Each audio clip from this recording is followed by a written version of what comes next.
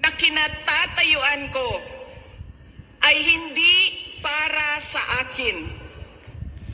Ito ay para sa Pangulong Rodrigo Duterte.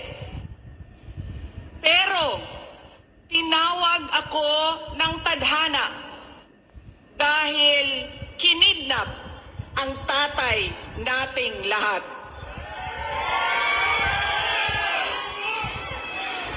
Sa pagkakataong ito, nakatayo ako sa entablado at humaharap sa inyo, hindi bilang kandidato.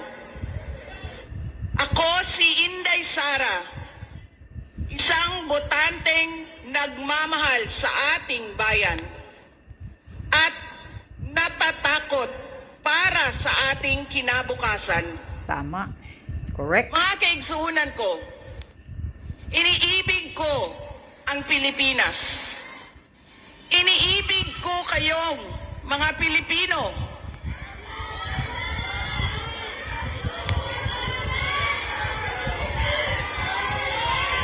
I love you too.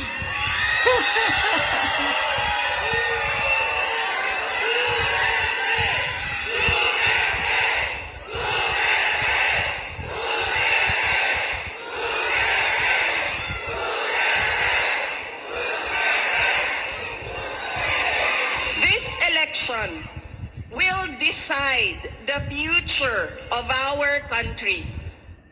Ang boto ninyo ang magbibigay katiyakan kung maituloy ang pagbabago o tuloy-tuloy na lang tayo sa kapahamakan. Filipinos deserve better. Nagpapasalamat ako dahil nandito pa rin kayo at nakikinig sa akin. Sa kabila ng kaliwat kanan na paninira nila. In the past months, my name and my family's name have been dragged through the mud. I have repeatedly said it before. And I will say it again now. I am not the problem of this country.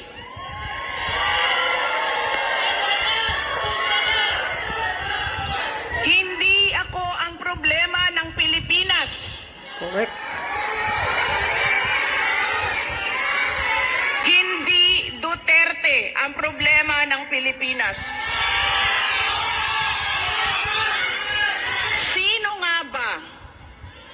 Ang tunay na makikinabang kung tuluyan ng burahin sa mundo ang pamilyang Duterte. Ang bangag ng mga sakim. Hindi ang mga Pilipino. Lalo nang hindi makikinabang ang mga biktima sa krimen, mga walang trabaho, mga naghihirap, o maging ang mga nagugutom. What we are witnessing is a systematic demolition job against political opponents that once dared to put the country first, even if it meant going against the most powerful interests in our homeland. Sa kasamaang palad, iniluklok natin ang isang leader na walang kakayahang maintindihan ang tunay na kalagayan ng mga Pilipino. At higit sa lahat, hindi kayang magdesisyon para sa kapakanan ng sambayanan. Pinagbabayaran natin ngayon ang pagpili ng maling leader. Nakikita natin ang lantaran at walang pakundangang paglabag sa ating saligang batas. Pinamumunuan din tayo ngayon ng isang taong patuloy pa ring tumatanggi sumailalim sa isang pampublikong hair follicle drug test. Oh. Durog si Bangag.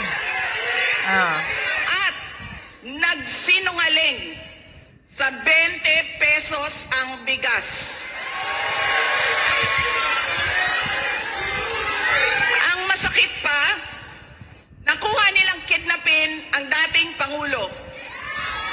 At dali-dalian nilang itinapon sa ibang bansa upang litisin ng mga dayuhan.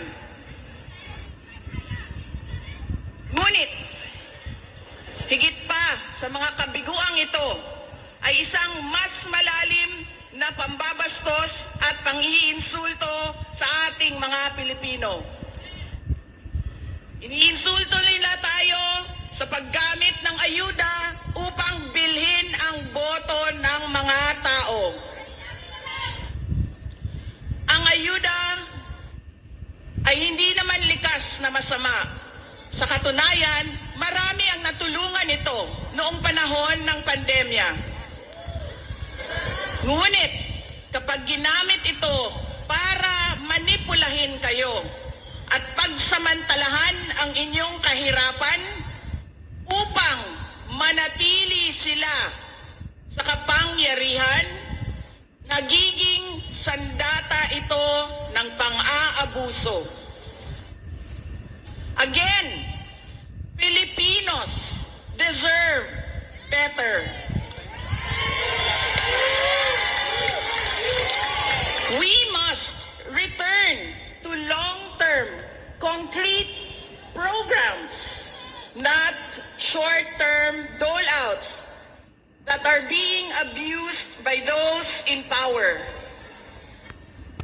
Ang kailangan ng Pilipino ay isang mabisang food security program. Isang programa na tutugon sa problemang pinakamalapit sa bituka, ang gutom. Ang kailangan ng Pilipino ay isang modernong hybrid education system na nakasandal sa pagtuturo ng disiplina at pagmamahal sa bayan.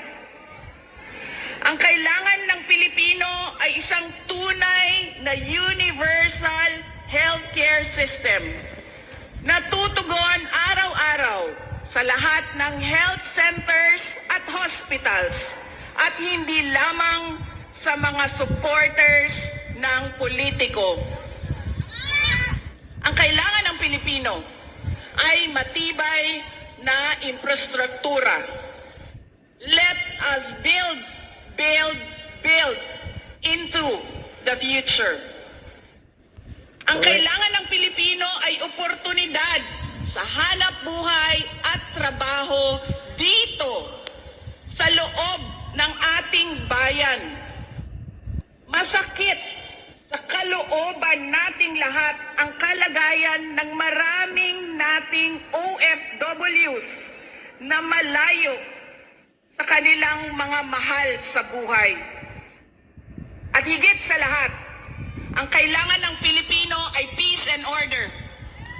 Kailangan nating ganap na puksain ang kriminalidad, illegal na droga, terorismo, at insurgency sa pamamagitan ng makatotohanang non-partisan Philippine National Police na suportado ng ating sandatahang lakas.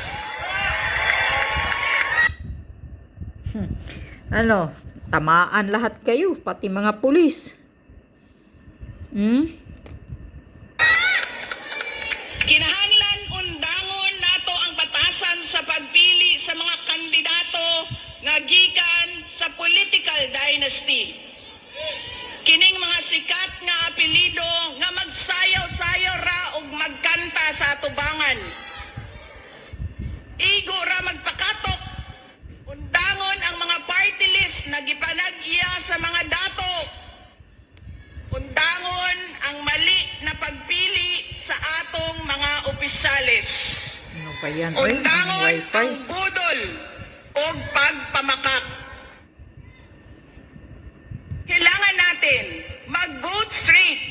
sa mga taong magtutuloy ng nasimulan ni Pangulong Duterte.